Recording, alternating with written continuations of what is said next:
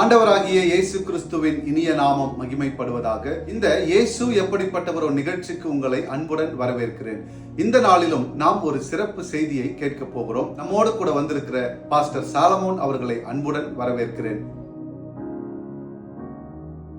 தேவனுக்கே மகிமை. இந்த நாளிலும் உங்களை சந்திப்பதில் மகிழ்ச்சி அடைகிறேன். ஒரு வேத வசனத்தை நான் உங்களுக்கு காண்பித்துக் கொடுத்து உங்களை உற்சாகப்படுத்த விரும்புகிறேன்.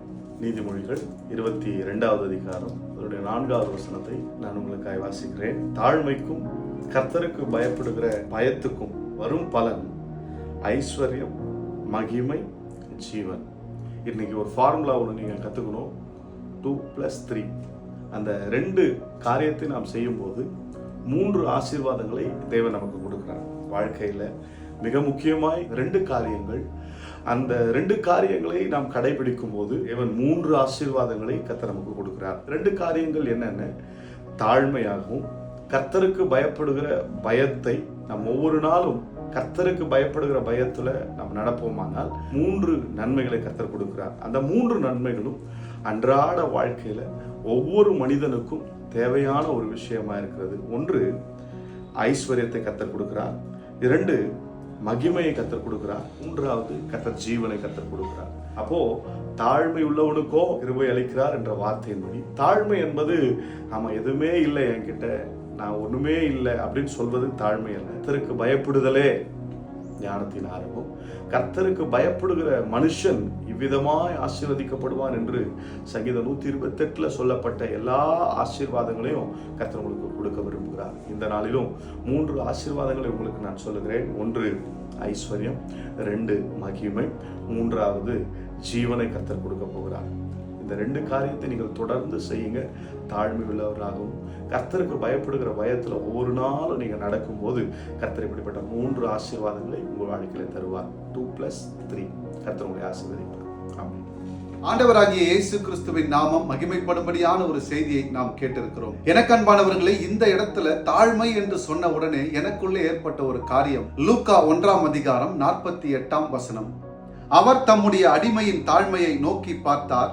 இதோ, இது முதல் எல்லா சந்ததிகளும் என்னை பாக்கியவதி என்பார்கள். தேவனாகிய கர்த்தர் நம்முடைய இயேசுவானவரை இந்த பூமியிலே கொடுப்பதற்கு முன்னதாக அநேக தீர்க்கதரிசிகள் மூலமாக அவர் இந்த காரியத்தை தெரியப்படுத்தி இருந்தார். ஆனால் யார் மூலமாக அவர் வரப்போகிறார், அவருக்கு எப்படிப்பட்ட பெயர் இருக்கும் என்று யாரும் அறியாதிருந்தார்கள். மத்தேயு 1ஆம் அதிகாரம் 21ஆம் வசனம். அவள் ஒரு குமாரனை பெறுவாள், அவருக்கு இயேசு என்று பெயரிடுவாயாக, ஏனெனில் அவர் தமது ஜனங்களின் பாவங்களை நீக்கி அவர்களை ரட்சிப்பார் என்றான். இவ்வாறாக தேவதூதன் நம்முடைய மரியாளிடத்தில் சொல்லுகிறார். லூக்கா 1ஆம் அதிகாரம் 46 மற்றும் 47 வசனங்கள் சொல்லுகிறது. அப்பொழுது மரியாள், என் ஆத்துமா கர்த்தரை மகிமைப்படுத்துகிறது, என் ஆவி என் இரட்சகராகிய தேவனில் களி கூறுகிறது, அவர் தம்முடைய அடிமையின் தாழ்மையை நோக்கி பார்த்தார். எனக்கு அன்பானவர்களே, இந்த இடத்துல தாழ்மை என்ற இந்த வார்த்தையை குறித்து நீங்கள் அறிந்து கொள்ள வேண்டும். தாழ்மை என்பது ஒரு மனிதனுக்குரிய ஒரு மதிப்பீடு என்று சொல்லலாம். ஒரு மனிதனுடைய வாழ்க்கையிலே காணப்படுகிற அடக்கமான நடத்தை, மற்றவர்களை மதிப்பது, தன் தவறுகளை ஒப்புக்கொள்வது, பெருமை கொள்ளாமல் இருப்பது, சகிப்புத்தன்மையோடு காணப்படுவது மற்றும் இரக்க குணமாய் நடந்து கொள்வதுமான காரியங்கள் தாழ்மை என்று நாம் பார்க்கிறோம். இந்த வேதத்திலே குறிப்பிடப்பட்டுள்ள தாழ்மையை குறித்து நாம் பேசுவோமானால் நாட்கள் போதாது என்று நான் சொல்லுவேன். அப்படிப்பட்ட நம்முடைய தேவனாகிய கர்த்தர் ஒரு மனிதனுக்குள்ளாக விரும்புகிற ஒரு காரியம் இந்த தாழ்மை. தாழ்மையோடும் கர்த்தருக்கு பயப்படுகிற பயத்தோடும் காணப்பட்ட இந்த மரியாள் என்னும் இவர்களுடைய வாழ்க்கையிலே நம்முடைய இயேசுவானவரையே பிறக்க செய்த தேவனாகிய கர்த்தர் இன்றைக்கும் இந்த செய்தியை கேட்டுக்கொண்டிருக்கிற உங்களுடைய வாழ்க்கையில் தாழ்மையோடு நீங்கள் நடந்து கொள்வீர்களானால் உங்களுடைய வாழ்க்கையில அந்த இயேசுவானவரை கொண்டு அநேக அற்புதங்களை செய்ய அவர் வல்லவராய் காணப்படுகிறார். தாழ்மையை குறித்த காரியங்களை நான் உங்களுக்கு சொல்லியிருக்கிறேன். அந்த காரியத்தை நீங்கள் கை கொண்டு தேவனாகிய கர்த்தர் சமூகத்தில் காத்திருங்கள். அவர் உங்கள் வாழ்க்கையில அநேக காரியங்களை செய்ய வல்லவராய் இருக்கிறார். மரியாளுடைய தாழ்மை நம்முடைய இயேசு கிறிஸ்துவானவர் பிறக்க காரணமாய் இருந்தது. நம்முடைய இயேசுவானவருடைய தாழ்மை மரித்தோரிலிருந்து உயிரோடு கூட எழும்ப காரணமாய் அமைந்தது. தாழ்மைப்படுங்கள், கர்த்தருக்கு பயந்து நடவுங்கள். இயேசு கிறிஸ்துவின் நாமத்தினாலே உங்களை ஆசீர்வதிக்கிறேன். என் தேவனாகிய கர்த்தரை தேடுங்கள்.